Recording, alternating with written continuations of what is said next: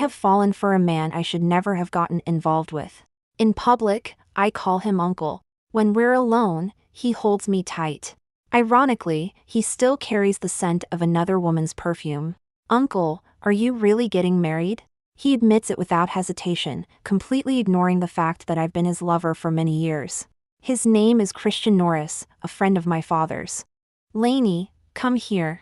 As soon as I opened the door, I heard Christian Norris calling my name. He was sitting on the leather sofa in the living room, next to a woman with wavy hair and bright red lips. Christian had his right arm around her waist, a very intimate posture. I lowered my eyes and obediently walked over to him. Call her auntie. Christian's tone was calm, as if he was talking about something that had nothing to do with him. Those words were like a dagger, stabbing straight into my chest. I bit my lip, unwilling to speak. The atmosphere froze, and finally, the woman tried to smooth things over. Oh, it's okay if you don't want to call me that. Lainey might just be too shy, no big deal. After the two of them whispered sweet nothings for a while, Christian went out to see her off. I changed into my pajamas and went to the bathroom to brush my teeth and wash up. Without warning, a pair of hands hugged me from behind. My hands paused instantly as I was washing my face. In the mirror, I saw Christian's face. Uncle, I called softly. He tightened his grip on my waist, as if trying to merge me into his body. Ironically, he still carried the scent of another woman's perfume. Black Opium, by YSL, commonly known as a man-killer scent. Christian leaned close to my ear. Why didn't you say anything just now? I turned on the faucet and met his gaze in the mirror. Are you really getting married? A chilling coldness swept across my skin, mixed with his response. Her father is my biggest business partner. Marrying her is a win-win situation. Right, I almost forgot. He's a businessman. A businessman who only does things that benefit him. I mustered all my strength to pry his fingers off me, one by one. Christian seemed surprised by my actions. I looked at him, feeling my strength drain away, and spoke weakly. Christian Norris. Let's end this. I first met Christian when I was 15. At my father's funeral. He was dressed in black, walked up to me, and wiped away my tears. His expression was stern, but his actions were very gentle. I choked out, Who are you? He paused. My name is Christian Norris. I'm a friend of your father's. After that, he took me into his house. At first, I was very reserved and couldn't relax in anything I did. But Christian treated me very well, really well. In terms of food, clothing, and daily needs, he never let me down. Except for makeup. In high school, some girls in my class secretly wore makeup. I was tempted and used the pocket money Christian gave me to secretly buy a lipstick. But as soon as I put it on, I was caught by Christian, who had just come home. He stared intently at my lips, making me shiver. I'll go wipe it off. Stop. He took out a napkin, wet half of it with water, folded it in two, and came to me. The cold touch made me want to retreat, but the wall behind me left me no room to move. Christian seemed to be sculpting a piece of art, wiping very carefully, not leaving a trace. When he finished, he said lightly, You're not allowed to wear makeup next time. You should be a clean girl. I remembered that sentence for many years. He said I was a clean girl. But it was so ironic. He loved those women with heavy makeup and hot bodies. But he wouldn't let me touch makeup at all. So, does he hate me?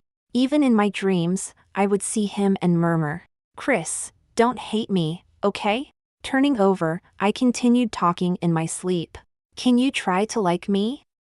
Just a little. In a daze, I seemed to hear a okay. I must have been dreaming. How could I possibly hear Christian say okay to me? And so, after I grew up, I secretly loved him, becoming the most despicable person in the world.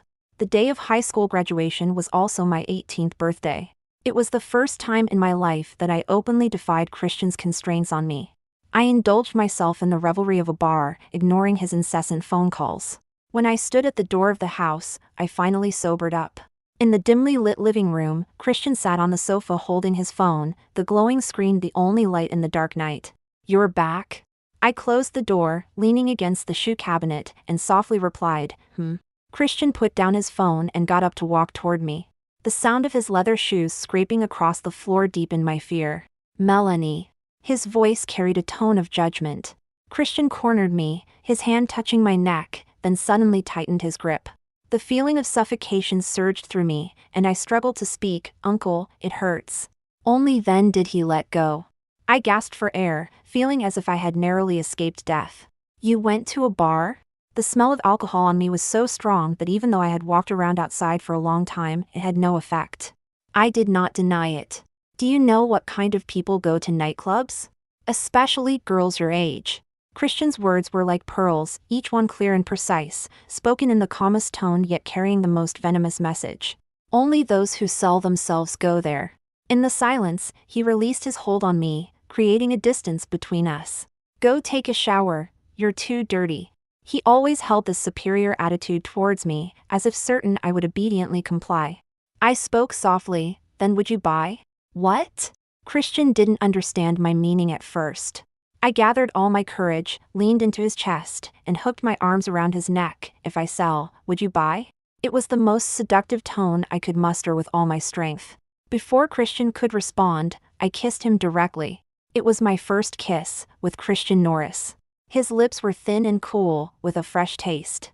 I tried to pry open his teeth but was pinned against the wall by his grip on my shoulder.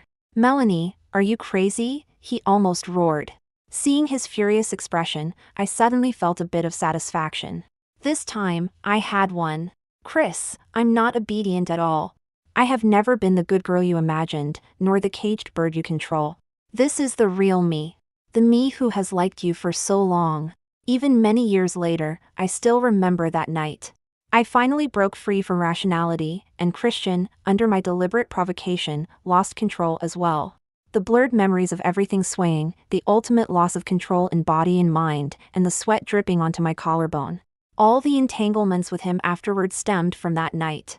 I personally opened Pandora's box. "Hey handsome, you're here again? How long has it been, and you still haven't won over our boss?" The guy standing in front of me blushed deeply. His name is Carlos Albin, my college classmate. And the one teasing him is my employee, Riley. Because of Christian, I was never particularly good at social interactions, especially with guys. He always interfered with my social life, making it hard for me to have normal interactions with ordinary people. Carlos Albin was the exception. During our freshman year, he would always find ways to talk to me, sit next to me in class, and shamelessly invite me to watch his basketball games. Most of the time, I would respond perfunctorily. But he never cared about my deliberate indifference. After graduation, I rented a shop near the school and opened the dessert shop I have now. When Carlos found out, he started coming here every other day, sometimes not even talking, just ordering a tiramisu and sitting with me until closing time. Over time, all the employees knew that Carlos was pursuing me. This was already his third year of persistence. After teasing him, Riley went back to the kitchen with a grin, leaving us alone. I checked the bills, ignoring his presence. "Lainey, I bought movie tickets. Tonight." "No time." I interrupted him. Carlos held 2 blue and white movie tickets in his hand, then, "Next time." Riley came out with a tiramisu, hearing our conversation. She nudged my shoulder. "Go on, I'll be here tonight." "Why don't you go?" I glanced at her. "Are you that free?" She shrugged and didn't say anything more. Carlos found a quiet corner to sit in, lowering his gaze silently.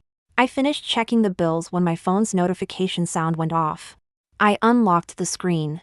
Norris Group president and the only daughter of Gasly Media announced their engagement today. In the accompanying picture, Christian was in a black suit with gold-rimmed glasses perched on his nose. Kelly Gasly wore a white long dress that reached her ankles. She hooked her arm through Christian's, her head slightly leaning on his shoulder, smiling sweetly. My phone slipped from my hand, hitting the table with a crisp sound. Riley noticed something was wrong. She put down the cake she was holding and asked, "Are you okay?" I shook my head, my eyes fixed on the tiramisu in Riley's hand that hadn't been delivered yet. "I'll take it to him." Carlos seemed lost in thought. When I reached him, he was still in a daze. I placed the cake on the table in front of him. "Thank you," he said. "It's nothing." Carlos suddenly looked up at me, eyes full of disbelief. Before, I had never taken the initiative to talk to him, let alone bring him anything. This was the first time. The warm yellow light between us added a layer of warmth to the atmosphere. "Carlos Albin, Do you still want to go see the movie together? In 2014, the movie Fleet of Time was released and instantly became a box office hit. Carlos bought tickets for the very back row, right in the middle, for the 10 p.m. show. He thought that girls my age preferred youthful, painful, sentimental literature. It was clear he had done his homework in trying to pursue me. But he was wrong. I absolutely hated this type of movie. In the story, even if the male and female leads ultimately missed each other with regret, they always had those youthful memories and the innocent excitement of first love. Looking back years later, they might sigh with emotion, but they would never regret it. I was different from them. At the age when my heart first began to stir, I fell for someone who would never like me back, waiting for someone who would never wait for me. He never showed the male lead's care and protection for the female lead, or feared she might get hurt and cherished her like a treasure. He only spoke coldly, with indifferent eyes, never willing to share any warmth with me. Thanks to Christian Norris, I became someone afraid to love. So, I hated these kinds of movies. I hated their endings where they smile at each other and let bygones be bygones. Carlos noticed my distraction and thought I didn't want to watch the movie. He said cautiously, "If you don't want to watch this, we can change it." I didn't know what you liked, so I just bought a random show. Sorry. It's okay. I took the movie ticket from his hand, my fingertips lightly brushing his palm. Carlos's neck turned red at a visible speed. Let's watch this. At the end of the film, the girls in the cinema were crying all over. Girls with boyfriends cried in their boyfriends' arms, those without boyfriends wiped their tears alone, and some girls were questioning their boyfriends if they would cheat like the male lead in the movie. I didn't react much, but when we came out, Carlos saw my cheeks. "Lainey, are you okay?" Only then did I realize I had cried. While others cried immediately after watching, my delayed reaction took 10 minutes after leaving the theater to start shedding tears. I didn't know why I cried. Probably because I saw the female lead, in her confusion and revenge against the male lead, gave away her first time and had to abort a life that shouldn't have existed. That line was deeply imprinted in my mind. The female lead hugged the male lead, forcing a smile. "If this child were yours, how wonderful it would be." It was nearing dawn, and there weren't many restaurants open on the street. Carlos and I hadn't eaten yet, and more embarrassingly, my stomach growled at the worst possible moment while we were walking. The smell of a hot pot restaurant wafted over from the roadside. Carlos looked at me with a smile. "Want to have hot pot?" I nodded. There weren't many people inside the restaurant, and we sat near the entrance, ordering a half-and-half hot pot and a set meal for two. The steam spread around, filling our noses with the spicy aroma from the hot pot. I took a few bites of beef and started coughing from the spiciness. Seeing this, Carlos asked the waiter for a can of orange juice. Suddenly, my phone rang, and the screen lit up with a contact name. Uncle. I hung up the call. A few seconds later, the phone rang again. I hung up again. This happened repeatedly until Carlos said, "Maybe you should answer it. It might be something important." He never has anything important to tell me. I placed a slice of potato into his bowl. "Let's just eat." 10 minutes later, I saw a familiar pair of men's leather shoes. The owner of the shoes stood in front of me. Those shoes were a gift I had saved up for a long time to buy for Christian, secretly working part-time jobs. "Lainey, you really made us search high and low for you." Kelly Gasly scolded me without treating herself as an outsider. Her sharp voice made sure everyone in the hot pot restaurant could hear every word she said. "Chris has been going crazy looking for you, calling you nonstop, and it's almost 2 in the morning. If he hadn't installed a tracker on your phone, who knows when we would have found you. A girl like you shouldn't be out alone in the middle of the night." "What did you say?" The hot pot continued to bubble in front of me, and Kelly Gasly's words kept echoing in my mind. "If he hadn't installed a tracker on your phone." I looked up to see Christian standing against the light, wearing the clothes I saw on my phone earlier today. Sophisticated and ascetic. Only I knew he was a complete beast. I staggered to my feet, and Carlos, worried I might fall, quickly stood up with me, grabbing my arm. Christian's expression darkened. I spoke each word carefully. "Did you put a tracker on my phone?" He didn't answer my question, instead grabbing my other arm and pulling me forcefully to his side. "Let's go home," Christian said coldly. His grip was too strong for me to resist. Kelly followed us, and Carlos grabbed his coat, ready to chase after us. I mouthed to him, "Don't worry. Outside, it had started pouring rain, with lightning flashing across the sky and thunder rumbling. Christian yanked me into the back seat, shoving me inside. "You sit here." When there were other women around, I could only sit in the back. The passenger seat was never exclusively mine. I was getting tired. Christian seemed like he wanted to say something to me, but after a few seconds of thought, he didn't speak. He shut the car door and walked to the driver's seat. Casually, he glanced at Carlos. A look of disdain. He quickly looked away. Then he drove off. Christian deliberately drove fast, splashing water onto Carlos. An overly deliberate move. I wanted to roll down the window to apologize, but no matter how I pressed, the window wouldn't go down. In a fleeting moment, I met Christian's gaze in the rearview mirror. He gave me a warning look. I finally lowered my hand, leaned back in the seat, closed my eyes, and didn't want to interact with him at all. Carlos was a good person. He shouldn't be dragged into the mess of my life. Christian first sent Kelly home. At the entrance of the residential area, the two of them stood not far away, very close to each other. If I wasn't mistaken, they were kissing. I could see everything clearly from the car. It wasn't until 10 minutes later that Christian came back. I kept my eyes closed, so I wouldn't have to talk to him. "Lainey." I pretended not to hear. Christian called again, but I still ignored him. He got a bit angry. "Melanie." Only then did I slowly open my eyes and softly say, "What's up?" Maybe it was my gentle voice, but his anger dissipated significantly, and he asked, "Are you sleepy?" I responded with a hum. Christian didn't say anything more, but gradually increased the car's speed. 20 minutes later, we arrived home. To be precise, it was his home. After all, my short-lived father passed away when I was in my teens, entrusting me to his most trusted friend. Living under someone else's roof, you have to act accordingly. I opened the car door, feeling dizzy and lightheaded. Sitting in the car for too long made me feel suffocated and anxious, my mind not entirely clear. The underground garage was empty, and my footsteps echoed loudly. Then, Christian followed. We walked silently to the elevator, pressed the button, and entered the apartment without a word. Once inside, I changed into slippers, too tired to even wash up, just wanting to collapse onto the bed. My head was spinning badly. Just as I was about to reach the bedroom door, Christian called out to me, "Lainey." I gripped the doorknob, using the last bit of my strength. "Uncle, what's the matter?" Little did I know which word triggered him, but he strode forward, pulling me over and pressing me onto the living room sofa. This action made me a bit clearer, and I looked at his furious eyes, not understanding what was going on. "What are you doing?" I tried to break free from his hold, but it was useless. "What am I doing?"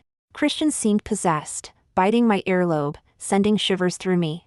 This familiar action reminded me of my 18th birthday. "Melanie, you smiled so happily at him, didn't you? What, eager to distance yourself from me and already found someone else?" Christian's fingers slid over me, pushing my shirt up to my chest. The touch was cold. "If he knew how dirty you are, would he still like you?" I thought of Carlos's dimples when he smiled. I thought of his persistence, how he kept reaching out to me despite my repeated rejections. Suddenly, I felt like I might not be worthy of him. Christian Norris. I didn't call him uncle. I'm not clean, and you're no better. We are both devils fallen into hell, neither better than the other. Carlos is 1,000 times, 10,000 times better than you. You have no right to mention him. Christian suddenly gripped my waist tightly with both hands. "I'm dirty? Melanie, do you remember? You were the one who asked, if you sold, would I buy?" That night, on the sofa, in the same suffocating darkness, I said those words and did what I had always been afraid to do to him. I will never forget it. Christian pinned me down firmly. "Tonight, I'm buying you." His actions were rough, treating me like an object to be used at will. I bit my lip hard, trying not to make any sound. In the end, I heard Christian's low pant, accompanied by his whisper, "Melanie, you should be entangled with me for life. No one can take you away from me." I had a dream. In the dream, Carlos proposed to me. He held me in his arms, swearing to protect me for life and never leave me. I was immersed in his vows, unable to extricate myself. Suddenly, someone pulled me away. I tried to break free, begging Carlos to hold me tighter, but I saw an infinite disdain in his expression. "Melanie, I didn't expect you to be this kind of person. What kind of person am I? Christian's voice sounded from behind. I told you not to provoke others. That voice of despair. Everything around me turned to nothingness. I fell into a bottomless abyss, the burning sensation spread throughout my limbs, and I could hardly breathe. No! I opened my eyes in fear, finding the surroundings still familiar, and breathed a sigh of relief. Christian embraced me from behind, his left hand tightly gripping my waist. In the dream, I couldn't breathe, probably because of his doing. Christian was awakened by me. He opened his eyes groggily, his voice hoarse. What's wrong? I replied softly, I had a nightmare. He got up, resting his chin in the crook of my neck, his warm breath spraying on my neck. What kind of nightmare? It has nothing to do with you. Let go of me, I need to wash up. Christian didn't make things difficult for me. When I got out of bed, I walked unsteadily. My collarbone and neck were covered with purple kiss marks, showing how crazy he was last night. Cold water splashed on my face, bringing back my thoughts. In the living room, Christian was sitting on the sofa in his pajamas, leisurely looking at his phone. As if the person who humiliated me last night wasn't him. I rummaged through the cabinets to find the medicine box, took out a small bottle from the deepest corner, poured out a pill, and swallowed it with hot water. What are you drinking? Christian asked me. Medicine. His brows furrowed. Are you sick? What medicine are you taking? I expressionlessly took a few more sips of water and replied, birth control pills. My tone was flat. Christian's fingers paused on the screen for a moment. After a while, he spoke hoarsely. How long have you been taking them? I sneered. Don't you know? How many times we've done it, I've taken it that many times. Christian threw down his phone and slowly came to me. He picked up the medicine on the table and rubbed it carefully. Then he raised his hand and threw it into the trash can. What are you doing? I hurriedly went to rummage through the trash can, but Christian held my body, making me unable to move.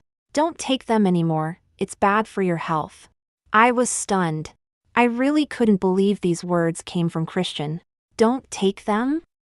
If I get pregnant, will you marry me? I was taking a gamble. Gambling on whether Christian would say those words. Even at this moment, I still had a bit of hope for him. I thought, if he said he would, how should I respond? Should I immediately agree, or should I pretend to be reserved, maintain my last bit of dignity, and then agree? Unfortunately, I was wrong. Christian was silent for a long time before he slowly spoke. If you have the child, I can raise him. You don't have to be responsible for his life. I suddenly lost all strength. At 25, I finally understood that unrequited love is ultimately pathetic. He said I could get pregnant, have the child, and not care about the child, and he would take care of the child for a lifetime. But he was unwilling to say he would marry me. Or love me. The phone rang in the bedroom. I pried his fingers open and went back to the bedroom. Every step I took was on my shattered heart. The caller ID showed Carlos. I pressed the answer button. Hello? Lainey, you all right last night? Anyone could see what Christian did to me last night. I didn't want him to know about me and Christian, so I lied. I'm fine. That's good. After 2 seconds of silence, he said, Are you free today? I want to tell you something. Even over the phone, I could hear the tremor in his voice. I already guessed what he was going to say. Okay. Are you going out? Christian blocked the door, his eyes filled with inquiry. Yes. With whom? A friend. Which friend? A sudden surge of anger filled my heart. Do I have to tell you who I'm going out with? Do you have to interfere in my life? Tears rolled down, I coughed a few times, holding back my frustration. Let me out. Christian remained unmoved, his voice lowered. Is it that guy from yesterday? None of your business. I tried to open the door handle, but Christian suddenly leaned in, pressing his nose against mine. What's so good about him? He just graduated from college, has no money, no power. Everything you want, he can't give you. Lainey, think carefully, besides me, who else can give you the life you have now? Christian's words were flawless, not only elevating himself but also trampling Carlos into the dirt. Yes, Carlos can't give me anything. Except his true heart. He can give me love. I met Christian's gaze, my eyes filled with sarcasm. Christian, he can give me love, can you? Inside, another thought was screaming. Chris, say you love me. As long as you say you love me, I won't leave. After a pause of more than 10 seconds, Christian suddenly lowered his hand.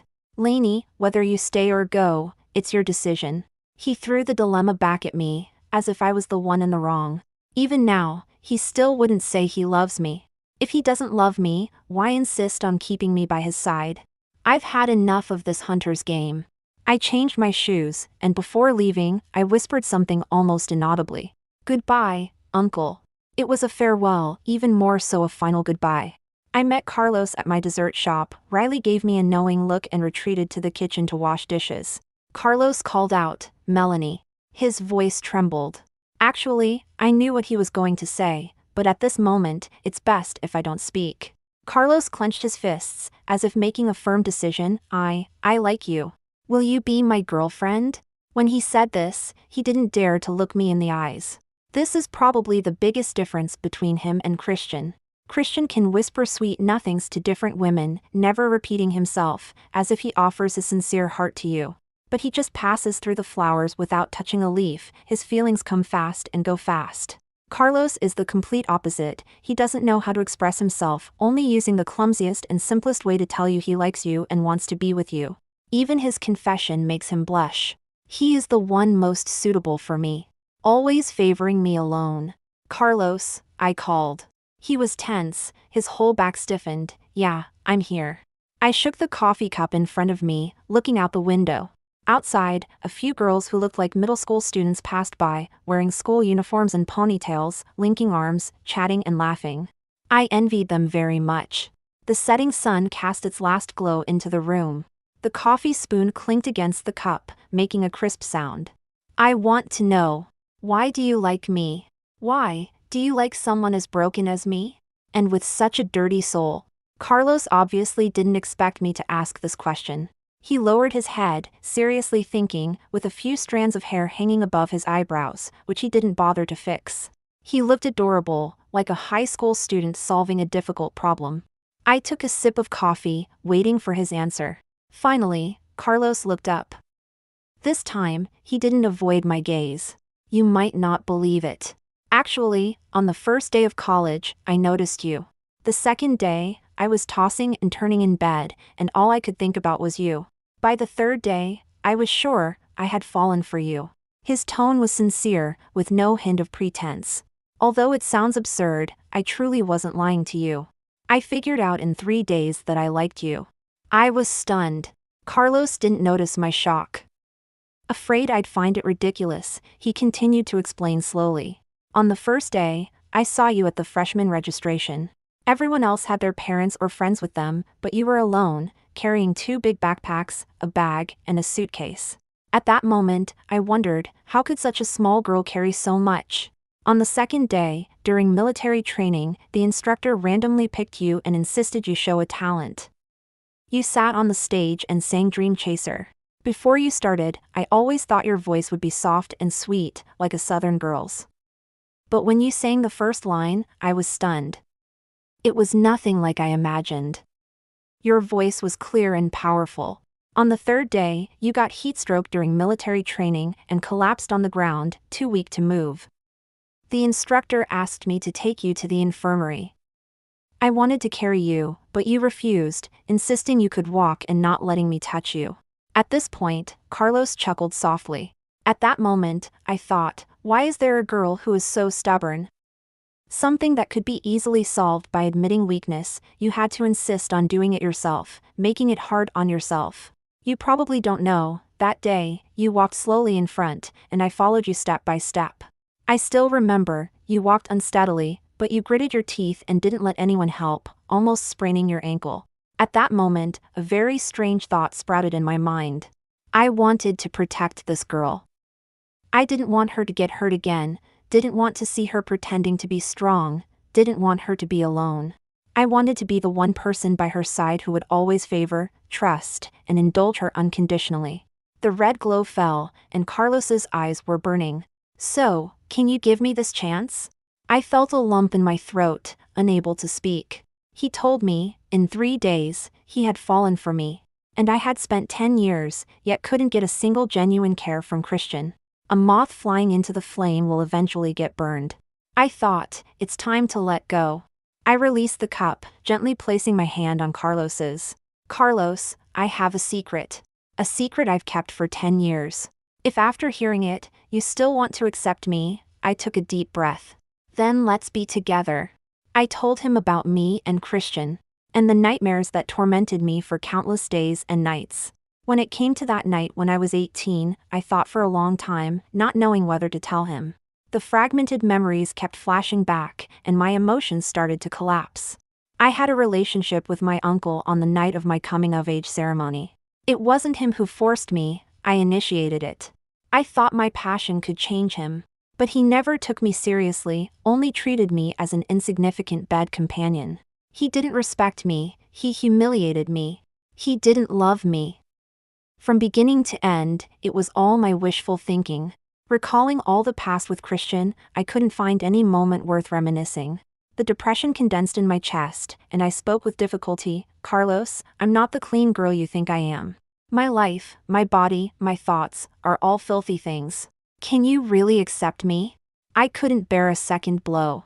I couldn't even imagine what I would do if Carlos knew all this and rejected me. But I had to tell him, it was an unchangeable fact. After I finished speaking, for a long time, Carlos didn't respond. I silently withdrew my hand from his. Time passed, I didn't know how long it had been, when I heard him say, "It is a bit dirty." One sentence shattered my heart, which I had painstakingly rebuilt, into pieces. I understand. I stood up, the chair scraping against the floor, making a harsh noise. Carlos grabbed me, pulling me into his arms. My nose hit his chest, and I smelled a faint, clean scent.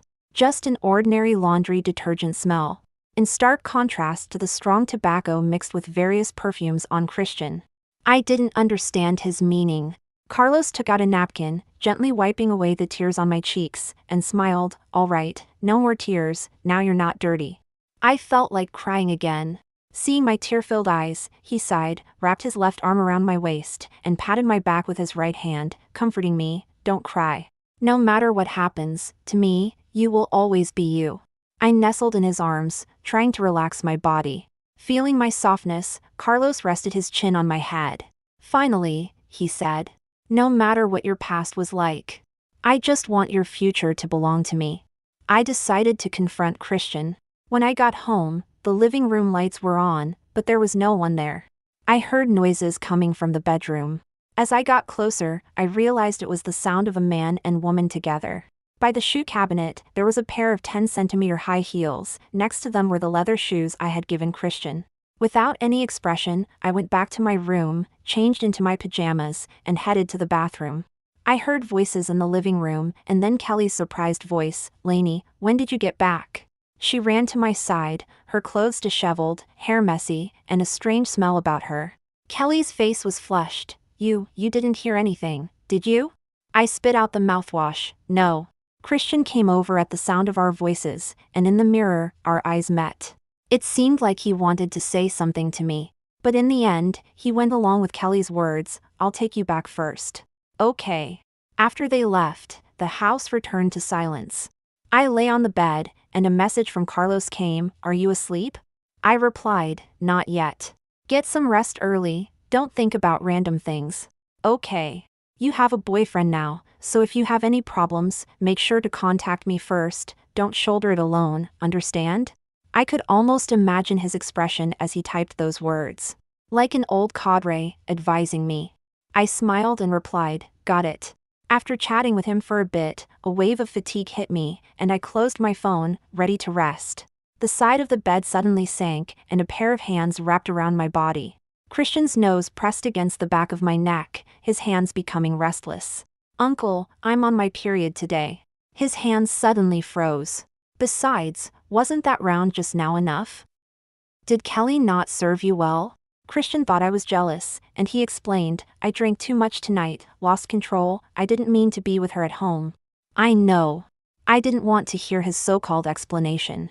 The urgent matter was to draw a clear line between us. The farther the better. Christian held me, inhaling the fragrance of my hair. "Lainey, just stay by my side, okay? Whatever you want, I'll give it to you." I thought Christian was a complete pervert. For example, now, he was full of deep affection, as if he couldn't live without me. But he never mentioned loving me, and he was extremely rough in bed. I hated that all my emotions were tied to him, hated that I was always moved to tears by his few words. I didn't want to be his slave anymore. In the darkness, I turned over and took the initiative to wrap my arms around his waist. Christian was somewhat incredulous. This was the first time I had yielded to him. I spoke muffledly, "Uncle, Christmas is my birthday. I want to go to Paris. Will you take me to Paris?" Without any hesitation, Christian agreed, "Okay." That night, he slept very soundly, but he didn't forget to hold me tightly, not letting me go. Actually, I didn't plan to leave, because this would be our last time together. After this night, he and I would have nothing to do with each other anymore. Christian moved swiftly, and the day before Christmas, he and I boarded a plane to Paris. Everything was arranged with the best configurations, travel, accommodation, meals, all handled by him. If it were in the past, I might have been touched, thinking he had some feelings for me. Now I just find it laughable. The Eiffel Tower stood tall into the clouds, and countless couples and children gathered by the Seine River, their laughter and playful shouts reaching my ears. I couldn't help but look at them. Christian wrapped his arm around my shoulder and asked, "What are you looking at?" I pointed to a couple kissing not far away, looking at them. Christian pinched my cheek. "How old are you?" Not embarrassed? His eyes were smiling, as if we were really a flirting couple. Not far away, a tourist approached, holding a camera, and asked us in English, "Are you lovers?" Christian was about to answer, but I beat him to it. "No. He is my uncle." Christian's eyes darkened, but I ignored it. The man looked slightly surprised but quickly hid his emotions and continued to converse with me. "Sorry." I smiled, indicating it was okay. The man asked if we would let him take some photos of Christian and me. He could give us one for free and keep a copy for himself. This time, Christian said, "Okay. Many street artists do this," I guessed. Christian leaned close to me, slightly tilting his head to look at me. I stared at the camera, my smile deepening. I didn't give Christian a glance. The Polaroid camera spat out several photos, and after 2 minutes, the images became clear. The man asked us to choose the one we liked. I was going to take one randomly, but Christian carefully selected, looking serious. In the end, he chose the third one. He looked at me, his eyes filled with emotion. I looked at the camera, smiling happily. At dinner, Christian drank a lot. Back at the hotel, I struggled to drag him, finally getting him onto the bed, but he grabbed my arm, not letting me go. "Lainey." Christian's voice was soft after drinking, unlike his usual cold tone. He pulled me into his arms forcefully. "Uncle, you're drunk," I reminded him. Christian didn't move, like a stubborn child, refusing to let go. After a long time, I felt wetness spreading in the crook of my neck. He was crying. "I'm an illegitimate child, everyone thinks I should die." Christian held me tightly, afraid I would escape. When I was a child, my mother told me every day that I must succeed, prove myself, and reclaim what was rightfully mine. At school, people always pointed at me, gossiping behind my back, saying my mother was unscrupulous and that I was a scourge. They bullied me, not just with words but physically, locking me in a dark room, pouring cold soup on me, not letting me out for a whole day. At 20, my mother passed away. It took another 20 years before I met my biological father. Maybe it was karma. He had no other children but me. He took me home, but everyone there, including the servants, always looked at me with disdain and sometimes deliberately made things difficult for me. At that time, I finally understood that only when you become strong, only when all the power is in your hands, only when you can control others' lives and deaths, will they respect and fear you. Christian caressed my waist. So, I had to become strong, had to climb step by step to the top of the pyramid, becoming a powerful person who overlooks all beings. Over the years, I've seen too many women pretending to love me, trying every means to stay by my side, but as soon as someone richer or more powerful appeared, they would eagerly throw themselves at him. No one truly loves me. As he finished speaking, Christian slumped against me, treating me as his only reliance. "Lainey, only you. Only you love me," Christian murmured, continuously telling me about his childhood. I suddenly understood him a bit. Power, status, and money were his relentless pursuits. These things were his life, the most important things in his world. Everything else was just an accessory. As he fell asleep, I asked a question. Chris, will you marry me? His eyelashes trembled. Forget it. I laughed at myself. After all, you are still that Christian Norris. Christian was like a different person after returning home. He began to treat me gently, speaking softly, considering my feelings in everything he did, and no longer controlling my life as he used to. I knew his purpose. He didn't want me to leave him. At the same time, this was the most he could give me. The legal status of his wife would still belong to another woman. On Valentine's Day, I did something. Christian went to have dinner with Kelly, and I found my ID card and household registration book and arranged to meet Carlos at South City Park. I arrived half an hour early and sat on a bench waiting for him. Sorry, I'm late. Carlos was panting, his forehead covered in sweat. At that moment, for the first time, I felt what it was like to be valued by someone. I looked up, my eyes filled with a gentle smile, and said to him, Carlos, I'm here. He didn't respond with what's up, or a simple yeah, but with I'm here. Even if I heard this sentence 1,000 times, it would still touch my heart. I slowly stood up and met his gaze. I want to get married. Can you marry me? The cold wind blew by, carrying his response to my ears. Carlos gently stroked my head. There was no hesitation. Okay. But let's be clear, if you marry me, you can't regret it. I will secretly hide the marriage certificate so you'll never find it, and you'll never be able to divorce me. He tried to threaten me with a tough tone, as if he really wanted to make me give up the idea of divorce in the future. I thought he was adorably silly. How could I possibly divorce him? A lone boat that finds a harbor to dock at will never leave. I won't. He gave me love, and naturally, I could give him the same promise. With no one around, I stood on tiptoe and lightly touched his lips. Unexpectedly, Carlos held my head, not letting me leave. When we stopped, both of us were lightly panting. His lips were not as cold as Christian's. His lips were warm. Carlos, do you love me? I love you. In my 26th year, I finally heard these 3 words. I love you. The words Christian was stingy and unwilling to say to me. Now, someone else said them in his place. And I could love someone else.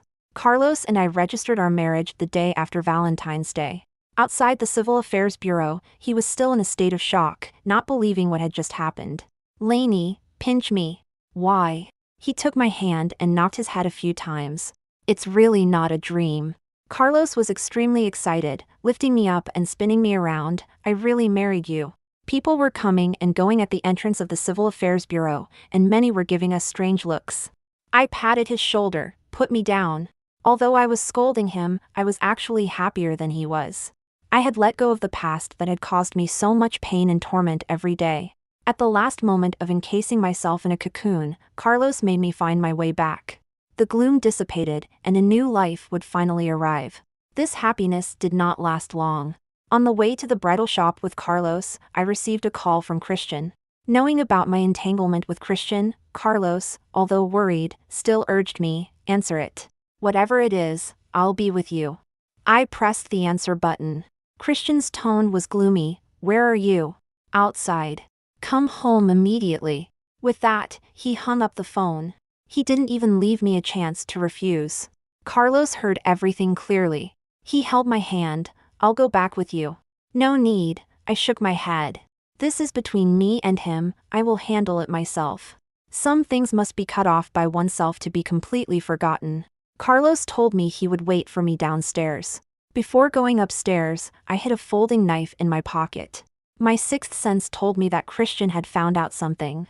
Something about me and Carlos. Christian crossed his legs, leaned back on the sofa, and said nothing. Seeing me hesitate at the door, he lowered his voice, Come here. I didn't move. Christian repeated, I told you to come here. Uncle, if you have something to say, just say it. I can hear you from here. I told you to come here. Come to my side. Christian picked up an ashtray and threw it at my feet. The glass shards scattered all over the floor, and a small piece grazed my cheek, leaving a shallow scratch. His eyes were red with anger as he got up and grabbed my arm. He pressed me against the security door. Melanie, you better explain to me why your household registration book and ID card are not at home. Why did your location show you were at the Civil Affairs Bureau all morning? What the hell were you doing? I secretly reached for the small knife in my pocket. Uncle, since you've already guessed, why are you still asking me? I said with a smile. Aren't you going to wish me a happy wedding? Christian suddenly grabbed my neck. I knew he would do that. His surface-level gentleness was based on my recent compliance and submission. He thought I had come to my senses and was willing to stay by his side without any status or title. Willing to be a pet canary in his palm. Of course, I had come to my senses. I realized that this time I needed to escape him completely. Never to see him again in this life. As the air grew thin in my throat, I trembled and pulled out the small knife, stabbing it into his arm. The sound of the knife piercing flesh was audible. Christian winced in pain and let go. His voice trembled. You want to kill me? I don't. After the storm just now, I felt even calmer. The smell of blood filled my nose. Uncle, you need to calm down. Calm down? Christian laughed angrily, ignoring the wound on his arm, and punched the door frame beside my face. In just one morning, I couldn't keep an eye on you, and you went to marry another man? Melanie, what do you take me for? Coming and going as you please? That question should be asked by me. I stared into his eyes. Christian, what do you take me for? He was speechless, unable to respond. I'll answer you what I am. I took a deep breath, recalling our every moment. I am your bed companion, your outlet when you're unhappy, a doll you can play with at will, a pawn you can manipulate anytime, someone you would abandon first when weighing pros and cons. The former me could ignore all this. I brought it upon myself and could bear all the consequences. Now, I don't want to anymore. I am a person with flesh and blood, capable of independent thought. I feel pain and exhaustion too. From 18 to 26, I had reached my limit. Christian, from beginning to end, all I ever wanted was someone who unconditionally believes in me, favors me, and always cares about me. You can't give me these things, but naturally, someone else can. I'm not waiting for you anymore. After saying this, the burden in my heart lifted. I had trapped myself in this cocoon for 8 years. This distorted love should end. Christian listened to my words silently, not moving for a long time. Just before I pushed him away, he lowered his head, seemingly making a significant decision. Lainey, divorce him. I sneered. Christian, what right do you have to order me? Christian ignored my sarcasm. Divorce him. I'll marry you. Time froze for a few seconds. Christian, why should I believe you? A man who values power, status, and money as his life, how could he possibly let me be Mrs. Norris?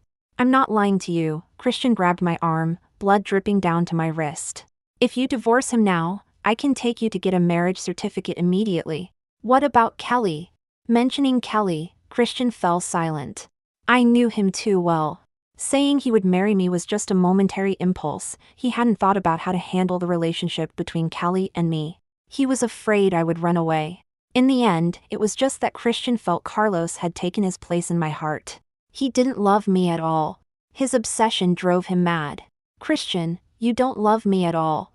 You only love yourself. The 10-minute deadline was almost up. I was afraid Carlos would really call the police, so I thought I'd better resolve the matter at hand quickly. Christian, I will move out. Thank you for taking care of me these past 10 years. From now on, unless it's something important, let's not see each other again. I opened the door, ready to leave. Christian grabbed my hand. His touch was gentle, no longer as rough as it used to be. Lainey, I love you. He finally said those 3 words. The 3 words I had longed for. Perhaps Christian thought that by saying this, he could make me stay. In the hallway, the sensor light turned on. I turned slightly and gradually freed myself from his grasp. Christian's eyes darkened. Christian, you actually had many chances to say those words.